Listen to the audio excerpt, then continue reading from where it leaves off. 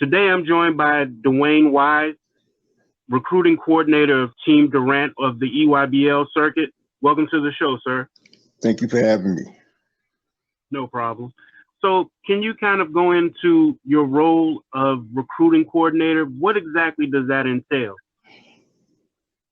Yes. Well, of course, I started out as a recruiting coordinator with BMO's Finest when they first started when Under Armour first started their basketball division.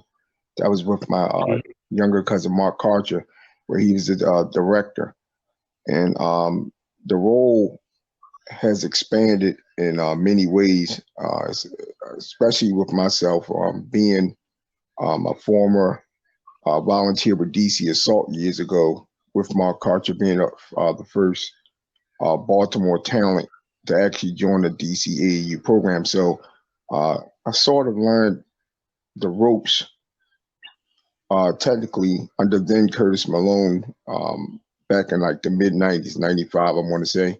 Okay, so basically started out with BMO's Finest with Mark as he became the director for BMO's Finest, which is an Under Armour sponsored program. I leave there and get extended an offer to try to build a Nike program here in the Baltimore area, which was Team Mello. So that was a 5-year run. And so I saw opportunity with a program that was slowly, building a winner over the last few years, starting off with 15s and 16s and building themselves into a contender in the DMV. We already have powers like, Team Takeover and, Team Mello is now established. And, I still have a great relationship with those guys. Just won the new challenge. And Team Durant, after meeting and talking with Coach Wayne Pratt, which is Katie's dad, and then, of course, Coach Oz, which is the director, they kind of needed a voice in a sense, and someone who can kind of come in, not just aid the talents in recruiting, but also help build the teams, and also acting as like a sort of a liaison between Coach Oz, program director, and general manager, Coach Pratt. My role particularly is I'm put on many faces, from recruiting, helping put the teams together, communicating with each parent, particularly 15s. There's a few towns from the Baltimore area that are considering making a move. So therefore, my primary role is not only to assist in recruiting, but also figure out a plan and an avenue for each talent at each age group that would help each kid and their families to maximize their opportunity. So if it's a 15 under, okay, we extend beyond recruiting in a sense. We go from calling the coaches, make sure each kid have an opportunity to get to certain camps. My role is to communicate directly with the national scouts. Take a kid, Jalen Worley. Jalen Worley is a kid that already had a considerable amount of offers, but then again, the national scouts, it seemed like there was a gap between having a relationship with the upper echelon of management, and that's where I come in at. That's where my experience come in, and also just being able to help each kid individually to achieve whatever they're trying to achieve within the format of the program. So, I'm also there to help out with, assist with devising plans on the high school side as well. So I'm not just AAU, I'm on the high school side. Like you saw Kevin Durant, Martin Luther King Classic, which is, a high school showcase given to honor Martin Luther King. This was their first year. My job is to, use my relationships to bridge more contacts and also help with the brand portion for Team Durant. Like I said, Team Durant was already building a winner without me. And they got some good coaches in line. You know, you have Kevin Durant dad coaching the 15 under EYBL. You got Coach Hernandez, who was also on the high school side, coaching 16 under. Then you have Coach Oz, the director, who's coaching 17 under, but also on the high school side as an assistant for Archbishop Carroll. Well, with these guys Right.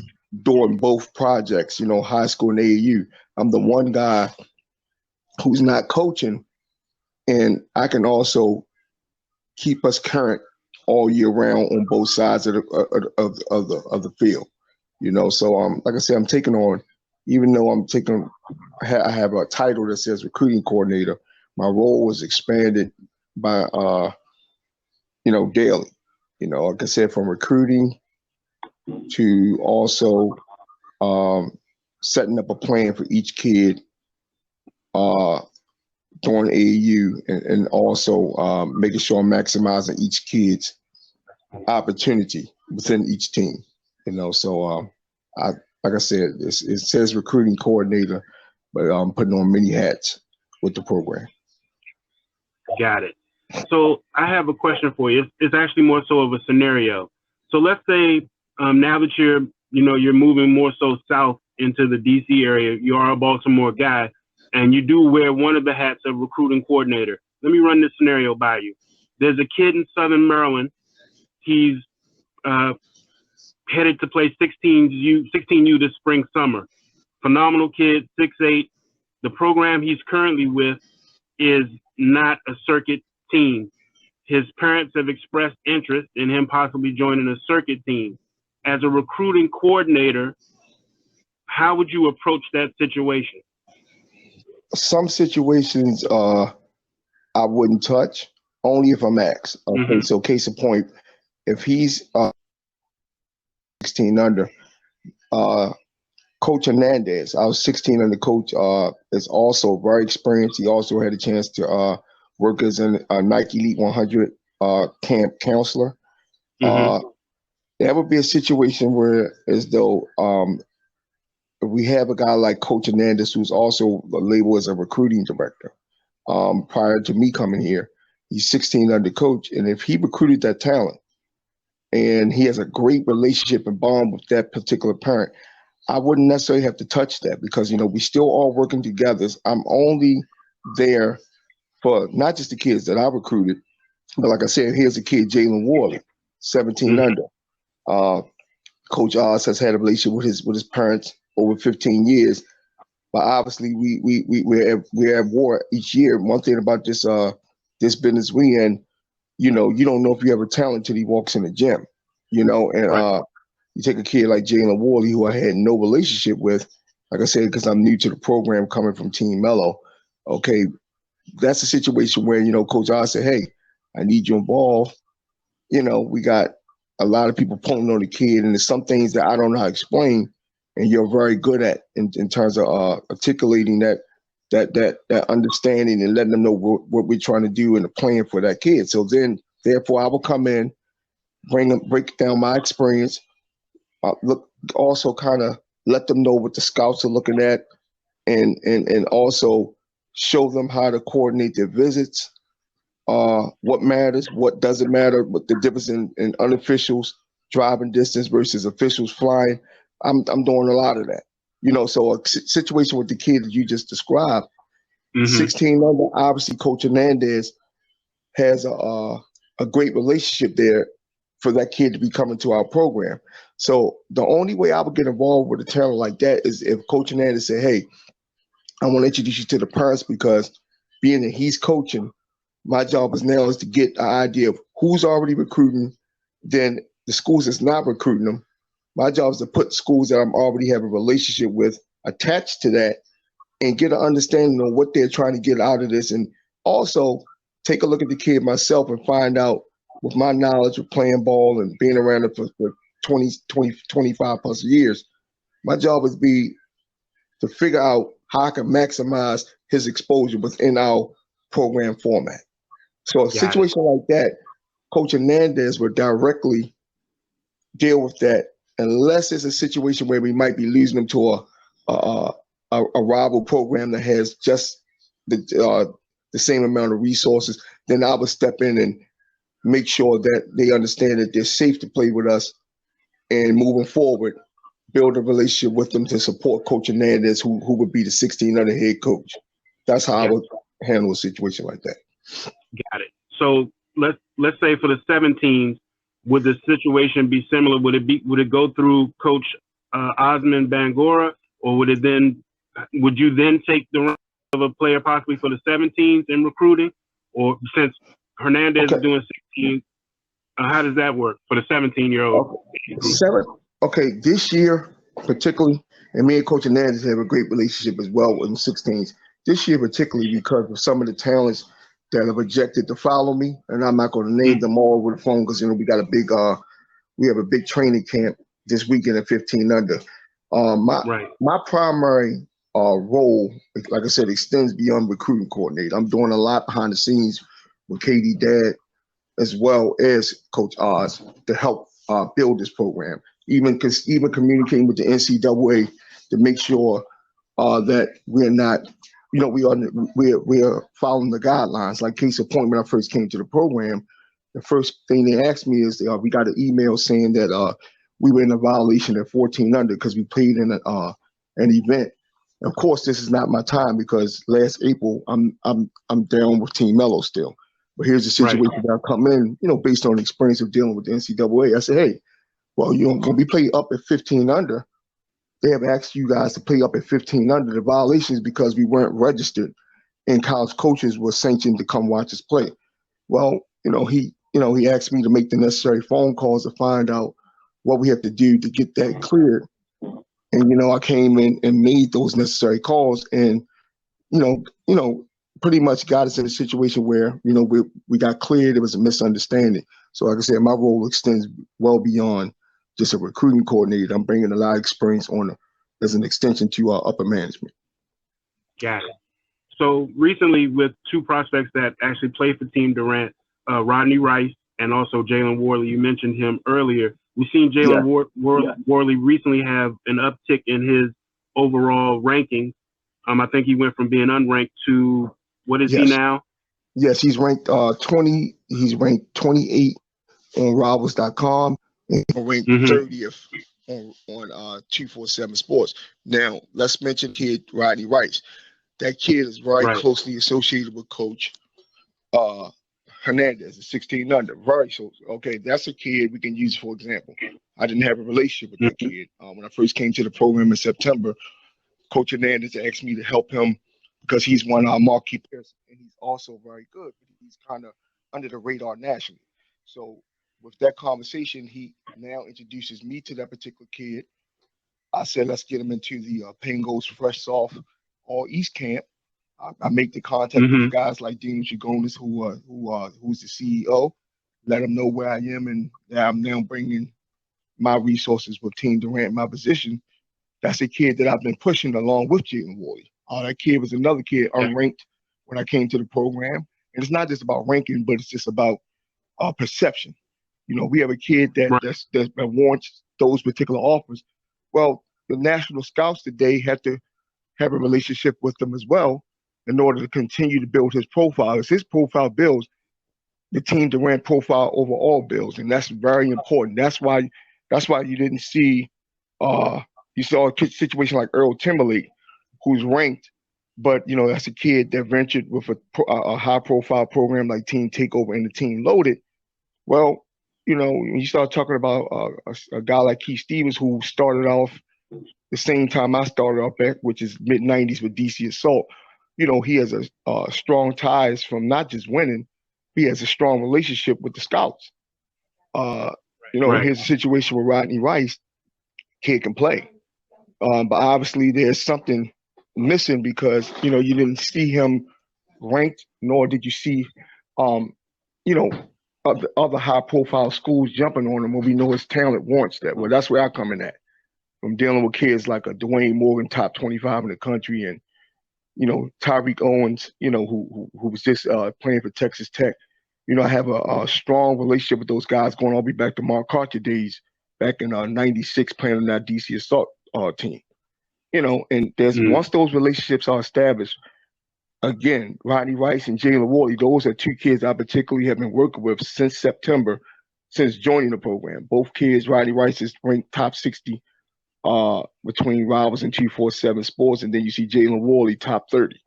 Okay, and these are kids that I was directly asked to come in and build a relationship with the parents, build a relationship with the talent, and help build them and market their talent and make sure they're at the right places, like a Pangos, which is a non sneak affiliated camp with top scouts.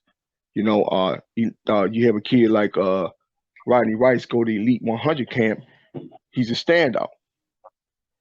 But again, a lot of your national scouts, when they don't have a relationship with the talent, or if they don't have a relationship with the management, they tend to not, I won't say overlook, but they tend to just not focus on the kid, that they have to go through a lot to get to the core of what's going on with the kid and the direction of where they're going. That's where I come in at. Got it. So I know Rodney Rice recently had an unofficial visit to, I believe it's Kentucky, and was the other school Louisville? Yes. Okay, so I have a question for you as far as production. What do you feel is most important? High school production, what you do during the high school season, or what you actually do on the circuit and then in showcase in regards to your? Well, I think both. I think it's more AAU, because what happens is, if you're playing in a public school, I think it hurts more. I think it hurts public schools more. If you're playing in a public school that's not a poly, or or they don't have a coach that understands the importance of playing the bigger tournaments. Okay, case in point, you look at the kid Ryan Conway. This kid is exceptionally talented. But then you have a school like Delaney, who and I'm not here to badmouth the coach or anything, but he's not playing anybody where the talents opposite Ryan Conway matches his talent.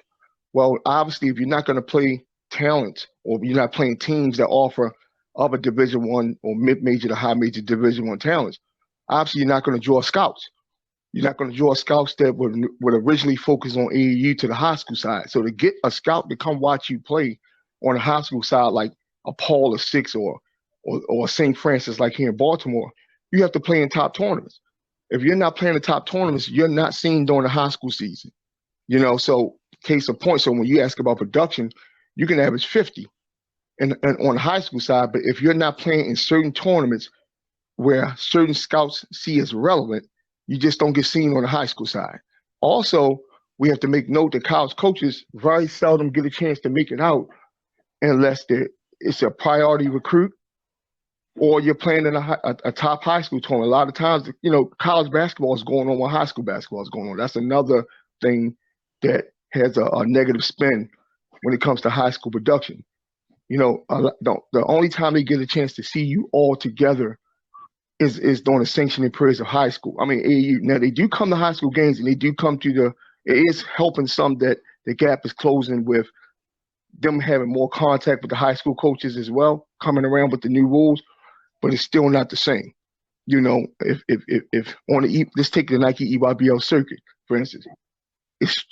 Out of all the AAU circuits, it's like considered one of your more organized, and that's the key. The word is organized. It's organized. It's players 1 through 6 are generally considered D1 talents. So the only way a scout can really gauge or evaluate your level or your ability is by seeing you play against other high-level D1 talent. How can you play against high-level D1 talent if your high school coach is not scheduling you to play other good teams that are considered credible, or putting them in tournaments that is conducive to them getting seen, all year round? So I would say production on the AAU side, and it's not really production, it's about making winning plays. Because a lot of times when you're playing on a loaded AAU sponsored program or team, a lot of times it's about winning and getting the peach jam. Now, it's a catch-22 because, you're trying to get recruited. So, you always still got to look at the right fit. So for me, if I don't think a kid is going to benefit by coming to us, I wouldn't even advise them to come because I understand that kid still has to go to school and get a free education out of this. Right. So although, like I said, again, I prefer to operate more on the shoe circuit because of the structure more so than anything. And, I still would tell a kid quick, hey, man, this might not be the right fit for you because, at the end of the day, not only do we have to win, I don't want to hurt your recruitment if you're player 9, 10, and 11, well, naturally, I wouldn't advise you to even come try out with us, because you still need to be on the floor somewhere, getting some looks. And the only way you're going to get looks is if you're going to get on the floor. So I have a question for you. What do you say to critics who say kids who hop from AAU team to AAU team to AAU team kind of leads them down the pathway that they may more than likely enter the transfer portal when things aren't going their way in college? I would say that doesn't necessarily apply to a role in college. We all can look at college basketball and see the coaches can make a move that can, let's just say this. A college coach can move year to year without penalty, without sitting out. There could be that same coach that recruited your kid for 5 years and say, come play for me. And then they can also make a move that's best for them and their families. Obviously, we're in a sport where kids are not getting paid. And that's another touchy topic that's being discussed by LeBron and a lot of guys. But they're starting to easing up on that. So we're looking at situations that kids are also making choices or decisions to attend college based on their opportunity to not get an education, but also to further their chances in the sport. So when you look about AAU, we don't have any contracts that bind the kid to say that he has to play for us. But again, EYBL has guidelines. They won't allow you to switch programs after 2 sessions. It's things that they have in place that makes it easier for us to not only recruit, but also for us to make a parent give us a full commitment. So kids hopping around, that's one of the reasons why I choose to be a part of the EYBL. Like I said, coming from Team Melo here and leaving Under Armour, because to me, Under Armour is not as organized and structured. And for me, I can tell you that from my first few years starting out. Kids flipping might be in one uniform next week, and it also hurts them with the scouts because if they feel as though they don't know the dynamics of the circle, because a lot of times you might have a distant grandfather who has some say or a distant uncle. It's so many kids in these. It's so many adults in these kids' ears. It's hard to get a assessment of what type of talent you're dealing with and will he really be committed to the program. That's another reason why I'm brought in, because my communication with the parents and talents allow them to know that they're going to be okay. It's okay to be on a very good team, but then know that you're going to be noticed by scouts, because that's where I come in at with that relationship with these guys. It's okay to win and make a key play and still get recruited by a Duke, because they're looking for winning pedigree anyway. That's where everything's about winning now. It's not just about who dropped 30. How would this kid skill set translate to my level is what a college coach is looking at. And how would this kid mix in what the culture of what we already have established here, like a Villanova. They don't just recruit no any kid. We just saw that with Jelly Fan. That's a kid that most of us that's around AAU would have never advised, because we understand that that's not a I type of team. There's no I in team. And when you look at schools like Villanova, everything is team ball, hard-nosed defense, da-da-da-da-da. Well, that's what we're saying here at this AAU level. We're looking for kids that come from a structure, a foundation, even if it's not 2 working parents. We're looking at situations where it's one parent. Once we see situations where it's 1,000 different guys we have to talk to just to get a kid, obviously we're not going to recruit that talent. We're looking for talent, and I don't want to hear to say I'm taking the team takeover model, But although we're going to go to war on the circuit, I have a lot of respect for Keith Stevens because of what he built. And one thing that, me and him, like I said, me and him have been knowing each other since 1995 under the assault umbrella. He's not going to just recruit a talented kid. That's the same thing with myself. I'm looking for kids that, I don't want to talk to a bunch of middle guys. I want to talk directly to a parent. I want to find out what are their goals for that kid. I also want to find out what are the kid goals. If it seems like it's a situation that they're concerned about the wrong things, then naturally, I think that's going to lead to a lot of moving around. So, I'm here to also look for that particular talent that has some structure in the household. Because a lot of times when you have structure, you're not going to be jumping around like that unless something drastically happens with the program. Got it. So tryouts are coming up very soon. We're pretty much, I believe you have tryouts this weekend. Yes, this weekend is very important, especially because it's 15s. And like I said, that group is primarily where I'm going to be working directly with to try to get that team, that 14 under team that Coach Wayne Pratt coached. They did very well last year at 14 under, but 15 under starts real EYBL on the high school side. Things change. Some kids don't grow. Some kids' skill sets don't translate when they get to high school, coming out of middle school. So we're about to, the challenge is coming. Of course, me making a move from Baltimore to here, obviously, there's a couple of talents that will have some interest in Durant based on the relationships. And like I said, again, even with that, I'm not here to strip Baltimore because a lot of that stuff is out the door now. Team Durant might be based up in D.C., but if you look at the talents, you look at the operations guys out in Delaware. If you look at the talents on the program, a lot of them are coming from Pennsylvania or Philly. As long as the state touch, it allows us to be more regional, more so than just this is a D.C. talents coming from D.C. or like on the Team Mello thing. You saw Winston Tabbs start a Team Mello program coming from St. Mary's Rankin. All that's out the door. You've seen Sticks, born and raised in Baltimore, went to high school in Baltimore, become a McDonald's All-American, a team takeover. All of that's out the door now. You got to go, in order for you to win, they have to give you some wiggle room to get talents, not just from the city of D.C. or the city of Baltimore. You have to be able to get talents within the region. Pennsylvania, West Virginia, any area that they give you flexibility to recruit, we're going after. We're not, it's our DC based program. Kevin Durant's from PG County out of Maryland. We're looking for any talent that can help us win within the rules of the states touching, which is the way Nike has it. They have a diagram that we can't go past certain areas to recruit. That's what makes it so competitive, and that's actually but it gives us a lot of wiggle room. Got it. So I was speaking about the tryouts because a lot of parents, a lot of players kind of want to know.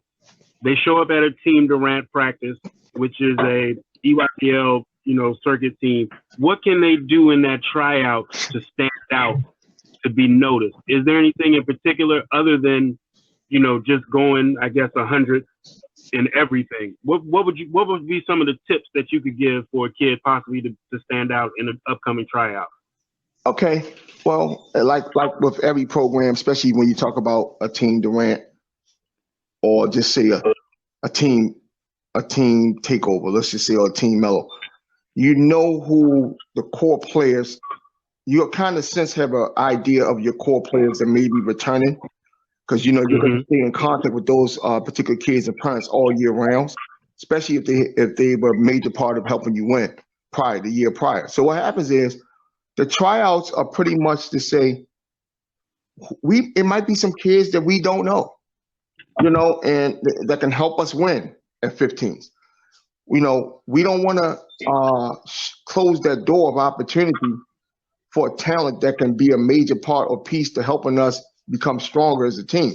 So you hold the tryouts, and as you can see, I know you've been looking, all the tryouts amongst the Nike programs at 15s are on the same day.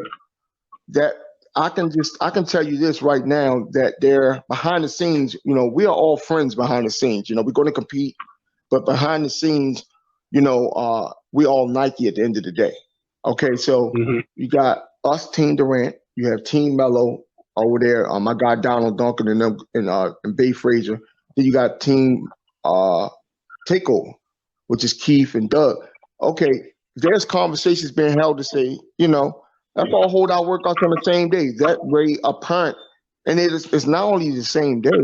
It's the same exact hours. If you go look at Instagram and Twitter, I would say that those are consistent, and I would say that we do that so that parents and kids are not allowed to play between the programs.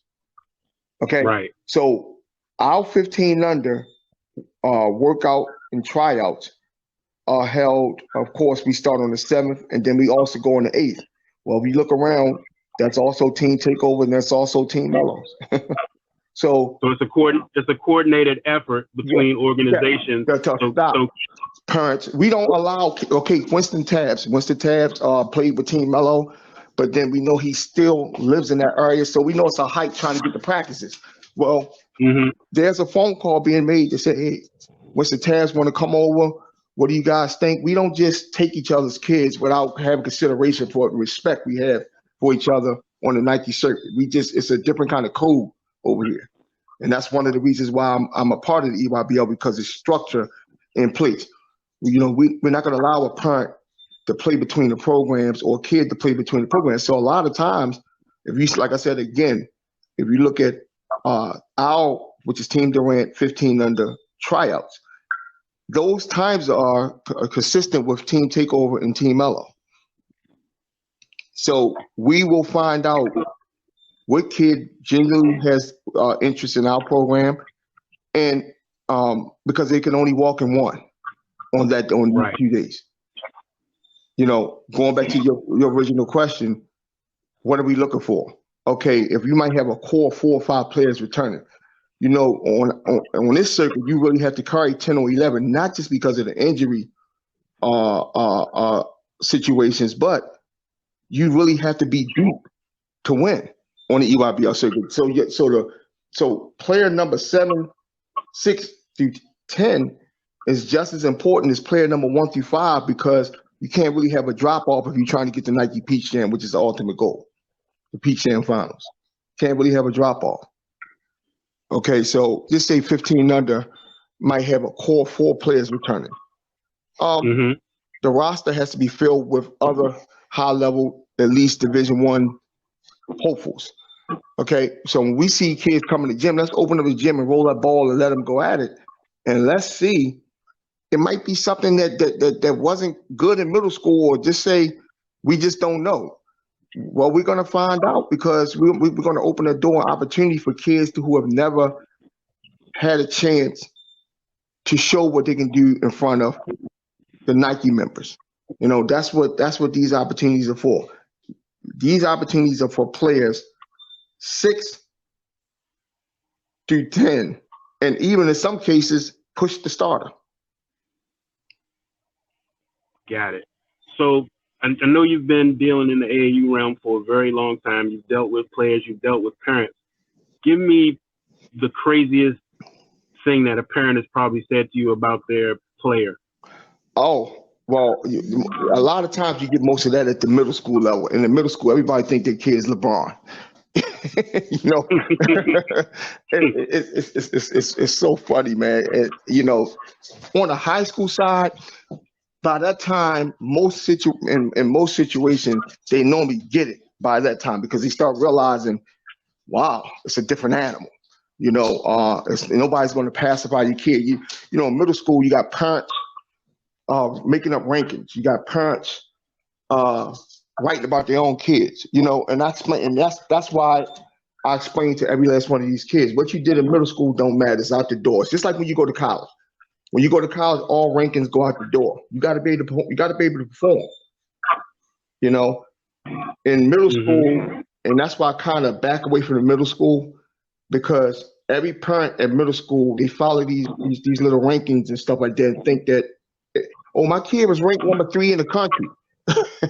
No high school scout even know a lot of these kids majority of the time, and they'll tell you, well, I hear that, but we'll make that evaluation when we see him. Right. So a lot of times it's the most of the nonsense you deal with is at the middle school level, because most of these parents are thinking they all think their kid is a pro before they get to high school.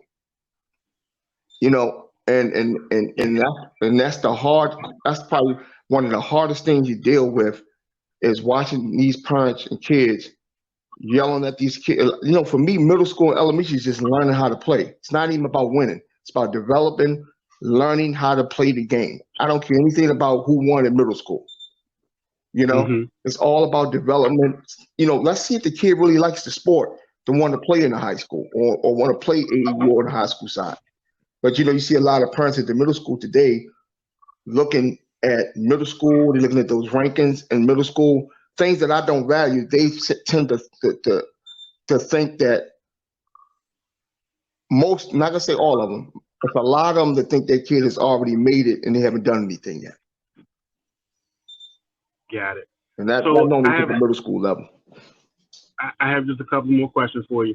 So one of the questions I have, you know, we know EYBL is considered one of the top circuits in the country. And a lot of people want to kind of know, when you actually have players, are those players more so considered finished, not necessarily finished products, but they're more so there for the exposure of the circuit?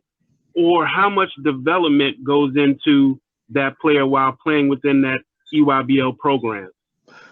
Well, I will say this, and I will be very upfront with you and honest with you. Some of the kids that maybe I'm bringing to the program, I'm not just bringing them to the program hands-on with their development, skill development way. Then of course there's some kids that I'm just getting to know that were already with the Durant program, where they're making sure I'm getting a relationship with them so that I can help them in that category as well. Even if we naturally have to look for the talent. I can't sit here and lie to you, and we have to look for the talent, but we also have to look for the right piece to build a team. So it could be a kid that says, he could just be a kid to go hard, just like to get on the glass and get a rebound. Okay, naturally that would be a situation that when you're trying to win on the EYBL, you can't win unless a guy can get a rebound. But we explained to that particular parent that, you have guys playing at a high level of basketball at D1 and in the NBA that crash the glass. So we naturally have to find the more skilled guys, but we also look for those kids that just might need a little bit of twerking on their skill sets. And we're willing to offer that as well if needed. If they don't already have a person, we just don't want to step on anybody's feet. But if they already have a personal trainer, our job is to get on the phone with that trainer to see what they're working on, because this is what we need them to do. Okay, let's look at a kid like Jalen Wally. When I first came to the program, he said, "Oh man, the kid is not a point guard." Well, he is a point guard in our eyes. He's actually a guard that's multi-dimensional, can play the 1, 2, and some 3 at this level. But he's a floor general because he not only can score, he has a knack for making teammates better. Okay, Rodney Rice is more of a combo guard. You see most of the scouts have him listed as a shooting guard, but he's more of a combo guard, more of the Westbrook type of player. Obviously, he can shoot the ball, but for us, he's going to play a little bit of both on and off the ball, probably a 17, because he played 16s last year. Okay, the skill set got to be there to play on the EYBL circuit. You got to be able. You got to be able to play. You have to have a certain level of skill.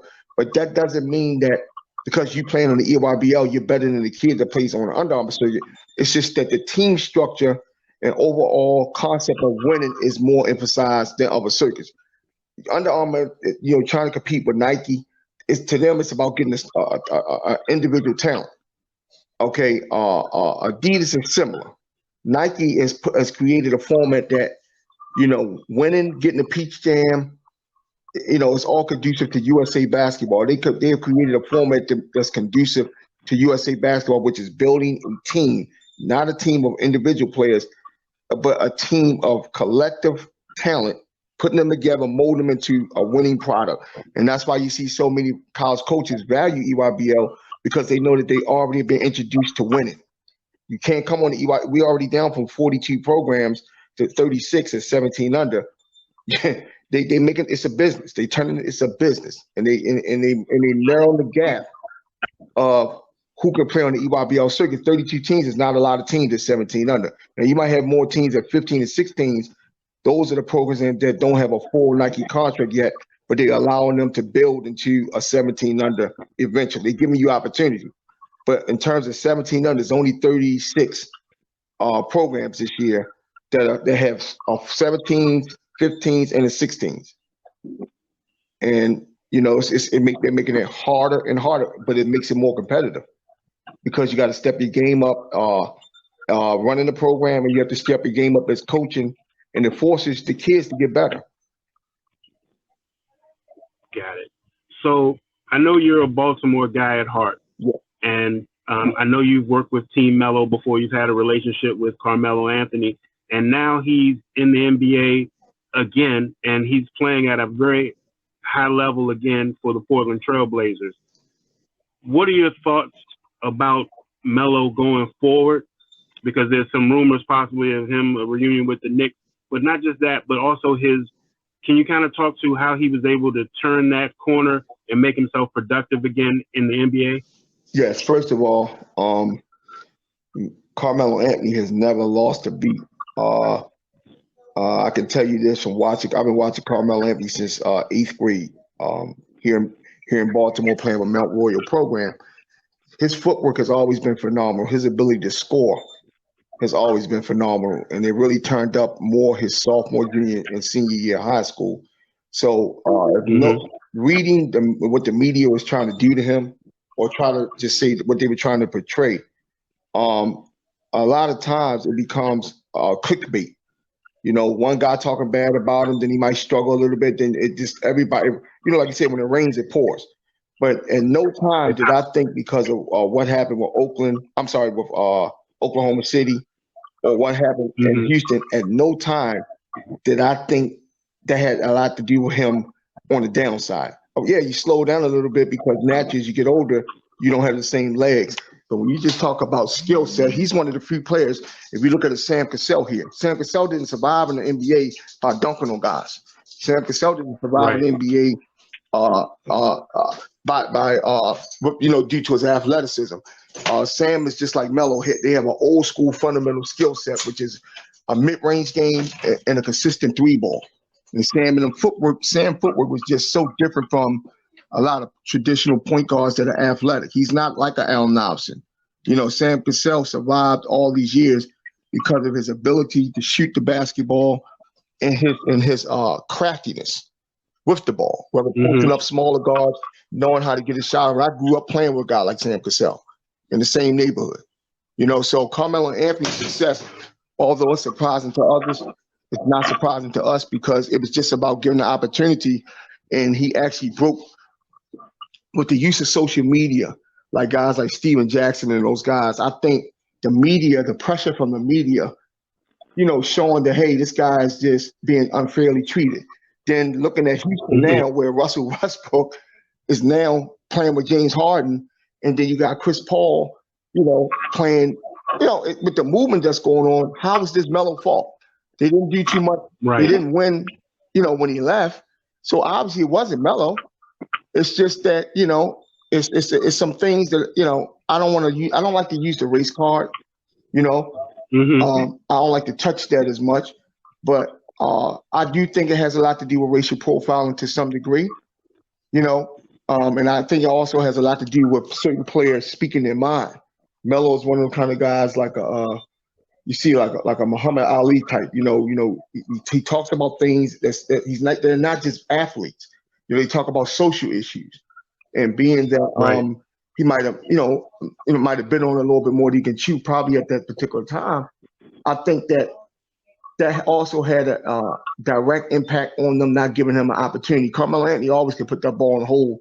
It might be, like I said, one of the 15 best ever, you know, regardless to error, you know. So no time did I think what went on with Oklahoma City and what they tried to put on him in Houston. He just wasn't even given a chance in Houston.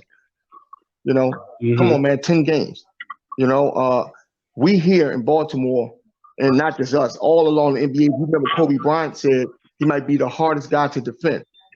You know, when you start talking about scores, he scores it at all three levels with the best of them. Post up like a big man, mid-range, then got a three ball like a shooting guard. So and he's strong. You don't have that many guys that can score it at all three levels, off the catch, off the dribble, or the post up like a Carmelo Anthony. It's not that many in the history of the game. So we never thought for a second.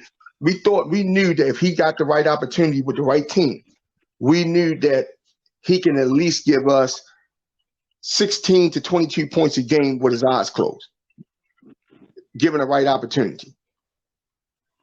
Yeah. I'm happy for him. I'm actually happy for him. And like I said, I love Baltimore. But I also started my career with DC Assault. Everything I learned came from Curtis Malone and those guys, along with Keith Stevens. We both learned under Curtis years ago, back with back in the DeMar Johnson days, and I had Mark Archer. So again, my heart is always going to be here with Baltimore. I still have strong relationships with Team Mellow guys. Donald Duncan, assistant director, we talk every day. We're friends away from this stuff. We're good friends. We're going to compete, and we got a thirst for competing. So, we're going to laugh and talk trash to each other after the game. But we all still root for each other, all three, when it comes to our brand. So let's talk for a second. Like you said, you have a great love for Baltimore, and you were talking about Team Durant. You're talking about the EYBL programs in the area and how you can't just particularly recruit in one area anymore. You kind of have to broaden your horizons and kind of look at the states that are touching. So I want to know your opinion. If you're now working with a DC-based organization, we've seen Sticks, like you mentioned previously, play for Team Takeover, a DC or PG County-based organization. We saw Ace Baldwin come down last year, play for Team Durant, DC-based organization. Do you think that type of recruiting can possibly weaken the structure in Baltimore?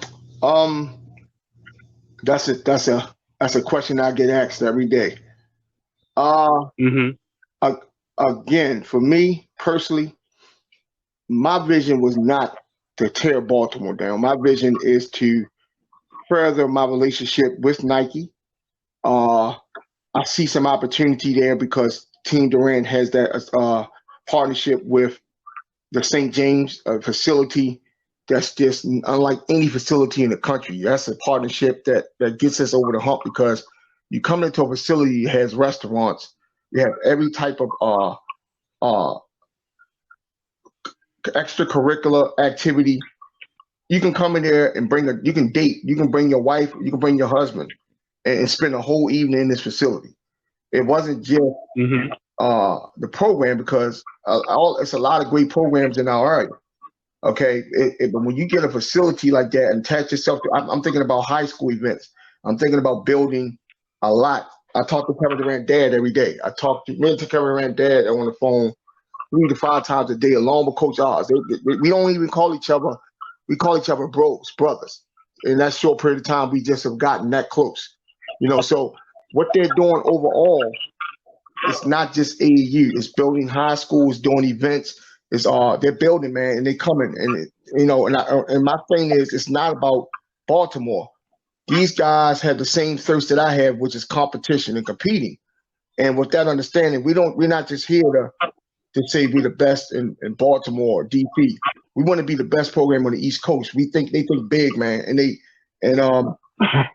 had the resources. They just needed some help in other areas, and I think I can close that gap. I think that we look at Takeover, like I said, a lot of respect for Keith Stevens and Doug and them all. They guys have done a phenomenal job setting the tone with winning, and not just winning. Their kid, even if their kids are not one and done, those kids tend to go to college, impact right away, and develop into a pro. That says a lot about what they were taught in terms of and what kind of kids they're recruiting here at this level. The foundation is there.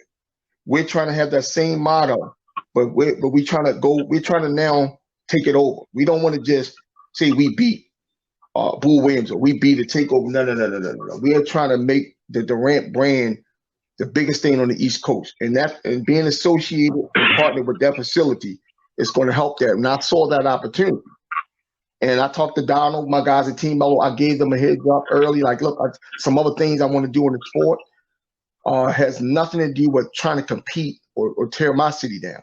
It's about now if I have a couple kids that's under my umbrella, naturally I want them with me because I want to be able to guide them through with the program I'm associated with. But in no time I'm here to tear down Baltimore because this is where I live. This is where my heart is always going to be. But I did learn the business side and concepts of dealing with college coaches and things like that. I did learn that from a DC program, which is DC Assault. Got it. Well, I certainly appreciate you joining me today. Did you have anything you wanted to say in closing? No, man, just look forward to a very, very interesting upcoming spring and summer in the DMV. Team Mellow 15 to 16s. They're going to be very competitive. Obviously, us at 15, 16s, and 17s, we think we have the best at all three groups. And then you got a takeover. And then, you got still team final, which is kind of in our region being there in Pennsylvania. So just look forward to a great upcoming spring and summer and stay tuned. Let's look at the big things we're going to be doing with Team Durant. I'm sorry, one last question.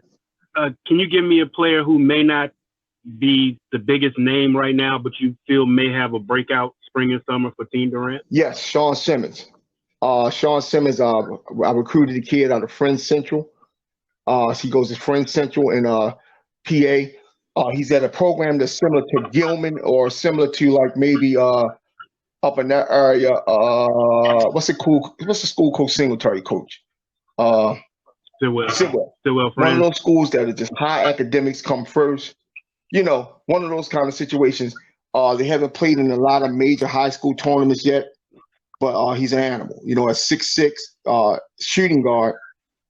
He's a kid that, or at 15 under, he now puts us in a situation where not only just make a Peach Jam, but a chance to win. And he also puts us in a situation where we might have, you're looking at maybe a potential top 15 prospect over the next couple of years. And he's a kid that's under the radar. And he was first seen at Pango's Fresh Soft. He's out of Pennsylvania, Friends Central High School.